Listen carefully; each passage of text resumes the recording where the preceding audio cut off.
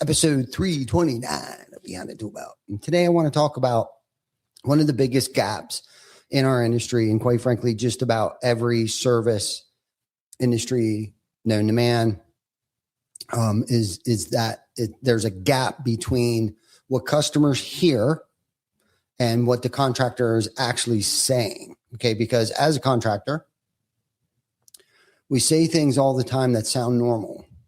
We think a lot of things are trivial, and we say things like, we'll take care of it. Insurance should cover it. We'll be there tomorrow. We're almost done. We'll clean up before we leave, right? And all of those things sound very simple, normal, no big deal, right? But to homeowners, those words mean something much bigger. That means they hear certainty, they hear clarity, reliability, peace of mind. I don't have to worry. These people seem organized. These people care. They respect my property. They seem to be in control. And the problem is, a lot of the times we drop the ball. Even before we get the job, the estimate took too long. We were late to the appointments. Communication was spotty. The scheduling just felt messy. Been there, did that. I've done all these things. I've experienced it. I've been on both ends of this. And we assume, right, as a contractor, that they understand. And a lot of times we just don't explain enough. So, and then somehow we still end up getting the job. Okay. We do a really good job on the roof and wonder why they never gave us a review. They didn't refer us to anybody. They never called us back for that other project that we talked to them briefly about when we were there. And the simple answer to that is because we did a great roof does not erase the broken customer experience. So today I want to talk about trust. I want to talk about communication and why so many contractors think they did a great job while the homeowner walks away feeling unsure. And for me personally, we grade ourselves on our craftsmanship, but customers grade us on confidence. So I want to walk us through this a little bit, where, me as a contractor, I'm trained to focus on the install. We think in terms of shingles, flashing, ventilation, leak protection, and workmanship, all of which are very, very, very important. But the homeowner is not judging us on the job the same way. Okay. They are asking questions like, did they show up on time when they said they would? Did they keep me informed? Did I feel like my home was respected? Did I trust them from beginning to end? So roofing is not just a construction business. Okay. It is a trust business with trucks, ladders, shingles. And the roof is essentially the product. Okay. But trust is the experience. Okay. So what we say versus what they hear, and listen, this is going to probably be the centerpiece of this episode.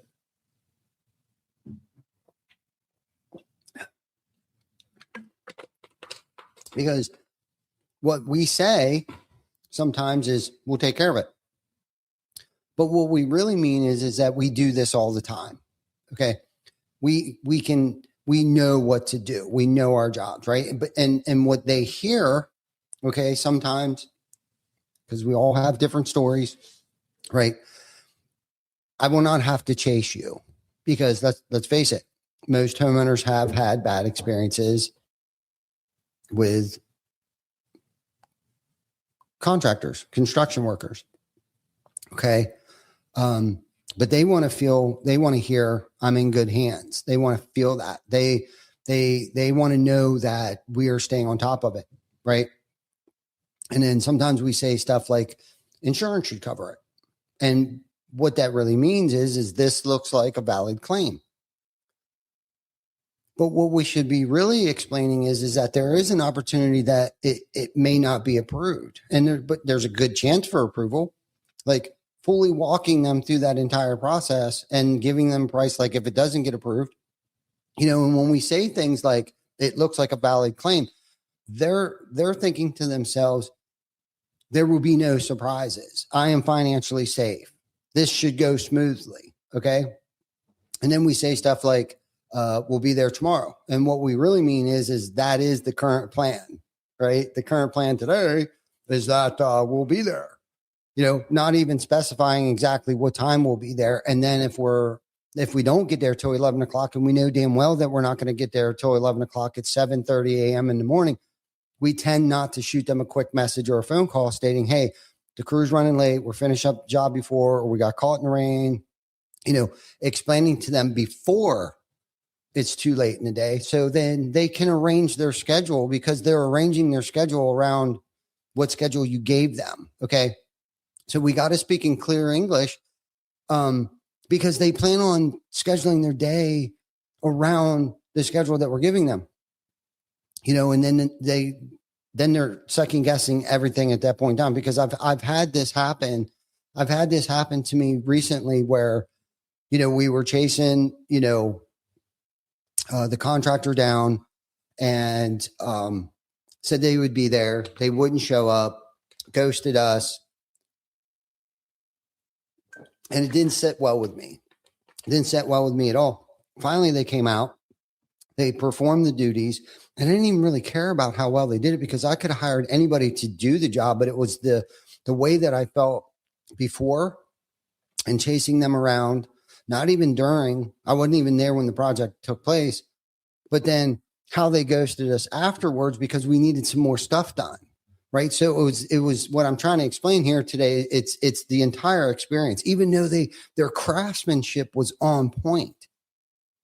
It has nothing to do with the project on how I feel today about that particular contractor. Nothing. Okay. So what I'm trying to say is it's a lot of customers' frustration, I guess, does not come from what we intended. It comes from what they believe we promised. Okay. So how trust gets lost before we even win the job. Right. And that's exactly what happened to me. The customer experience starts long before production. Okay. It's the entire experience. So it took forever, to get the estimate. They were actually late to the appointment. The follow-up felt so slow. Communication was inconsistent. And I want to talk about how it made me feel. It left me feeling confused. Did we do something wrong? Right. So if they're going to run late, what happens? So then I start thinking, if they're running late to that, so then what happens when they start my job? If getting the estimate was hard, what is the rest of it going to feel like? Okay. If I'm already having to chase them down, will I have to chase them down for anything else? Okay. Customers do not assume we will improve after they sign. They assume the pre-sale experience is a preview of what and how the project is going to go. So the way you sell the job, okay, teaches the customer what to expect once they hire you. Okay. So, and the little things that we as contractors think are trivial, that are normal things. Okay. Homeowners don't. They don't speak in terms of, roofing terms. They don't know our lingo. So we think they should know, we are not coming. This is the one thing that pisses me off sometimes too. Just because it's raining, we assume that they know that we're not coming. Okay. We think being an hour late is no big deal. We think they know, the supply delivery might change things. Okay. We think they understand that schedule shift. We think cleanup was good enough. We think the job was great because the roof looks great. But the homeowners hear and see things differently. Okay. No update on any of that stuff means no respect. Late means disorganized. Weak cleanup means carelessness. Poor communication means unreliability. Silence means something is wrong. And that's exactly what I was experiencing. Okay. I felt like something was wrong, right? They don't care how busy you are. They don't care what you had to go through to get to that job. They don't care that it rained. Unfortunately, it's just the world that we live in. They don't understand the hoops that you have to jump through on a day-to-day in the adult daycare center that we run here. They don't want to hear it. They don't want to hear the excuses either. You know what I'm saying? And quite frankly, it's like, yeah, you did a great job on my roof, but so could have the other 3 contractors that I got price from. I went with you because I know and I like, and I did trust you. So to us, rain delays are obvious. Okay. It's trivial. To the homeowner, silence feels like neglect. I felt neglected. And what feels trivial to us feels personal to them because it's their home. It's their freaking home. And a customer does not know what is happening, starts creating their own story. And it is usually not a good one from my experience. So a homeowner can be satisfied with the roof and still not be excited about the company. Okay. And that drives me freaking crazy. So they may be relieved that the job is over, but not impressed enough to recommend us. They might think that the roof looks good, but communication was rough. Okay. They did the work, but I had to chase them to come and finish the job. And the process was stressful. Right. And that is why we get no reviews. That is why we don't get any referrals. That's why we don't get any repeat projects. No strong word of mouth. Okay. And everybody knows, any contractor, any business owner knows that word of mouth is the best form of lead generation. So you do not get referrals for what you meant to do. Okay. If today had a title, I think that's what it would be. It would be you don't get referrals for what you meant to do. Okay. And a couple of weeks ago that we talked about the almost, right? And this kind of falls right in line with that. And with our season kicking off, a lot of these things are on the forefront of my mind to make sure that our systems and processes and KPIs are dialed in. So you get referrals from how people felt working with you. You know, a great roof with a frustrating experience creates relief, not loyalty. You know, because when my project was done and it was over, I felt relieved. Like, okay, I can move on. Now I need to hire someone else to finish up all the other things that are related to that, but not necessarily needs to be done by the same person. So what a trustworthy contractor actually does, okay, and this is the thing that we try, you know, we're not perfect, but progress rather than perfection. But, you know, I would say the first thing would be is to, you know, get the estimate out fast. Why? Because speed communicates seriousness, right? Be on time or communicate before you're late, not after, but before, right? Confirm appointments and schedules clearly. Do not make the customer guess when you're coming. Okay. And then have a weather communication standard. Do not assume they know the plan change. Send the quick text message or make the freaking call. Okay. Give updates before they ask. That one habit alone builds enormous trust. Okay. Give updates before they ask, right? It's your job. It's what you do. Right. And this is the other thing too, cleanup. Okay. Make cleanup a part of the job, not the end of the job. Cleanup is not extra credit. Okay. It's part of the quality. It's part of the job. Make the homeowner feel guided, you know, not managed. They should feel led through the process, right? Professionalism is not just how well you installed the roof. Okay. It is how little uncertainty the customer feels along the way. Good contractors build roofs. Great contractors build confidence. Okay. So I'm going to challenge us, and I'm going to challenge the audience out there. If anybody's in business, any business, okay. Where are we losing trust before production even starts? Okay. How long does it take to get an estimate out? Are we showing up on time? Okay. Are they chasing us down? Are they making repeat phone calls? Are they sending, text messages, emails? It's just so frustrating when it happens. We're not communicating the schedule clearly enough. Are we assuming the homeowner knows things when we're not explaining them well enough? Does the cleanup match the quality that we claimed that we were going to deliver, right? The customer does not separate your workmanship from your communication. To them, it's all one experience. Okay. The customer does not separate your workmanship from your communication. To them, it is all one experience. So anyhow, unfortunately, half of what I think I was going to say today, I shared in the first 5 or 10 minutes of when you couldn't hear it. So I'm going to get this wrapped up a little bit here. I got a meeting here shortly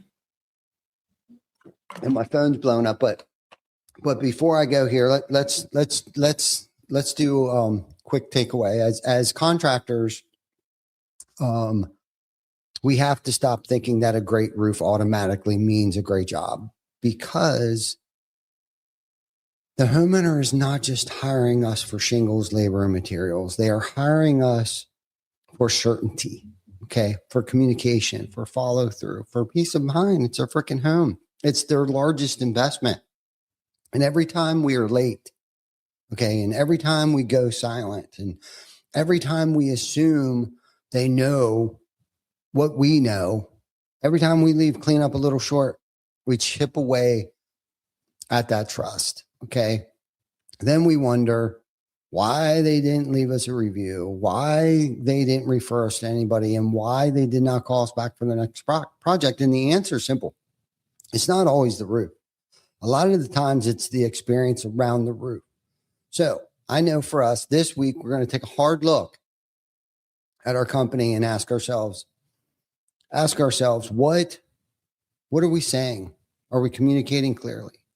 What is the customer hearing? And where is trust? Where's the trust gap at? Where are we losing trust? Because this is the bottom line. Because the companies that win long term, okay, are not just the ones that do great work. They are the ones that make customers feel safe, informed, respected, and confident the whole way through the project, not just during the beginning, right? Because we can smash it out of the park in the very beginning. Okay. We can do an amazing job on the roof. But if our cleanup and they're still finding nails, and if we didn't set the expectation up front about like, hey, there may be a few nails left over, setting proper expectations, and I think painting a clear picture on like what this is going to take and what it's going to entail and how long it's going to be, and not jerking them around on their work schedule or anything like that goes way further than how fast you got the roof put on. So anyhow, thanks for listening today to Beyond the Tool Belt. Share this with someone on your team, because everybody in the company affects trust. And I will see you next week for episode 330 of Behind the Tool Belt. Thanks to our sponsors, TC Backer Construction, Hook Roofing Marketing, Roofle, and Project Mapit. And thank you for watching. Subscribe to our YouTube channel and follow us on Facebook. We are streaming on all major platforms. See you next week for another episode of Behind the Tool Belt.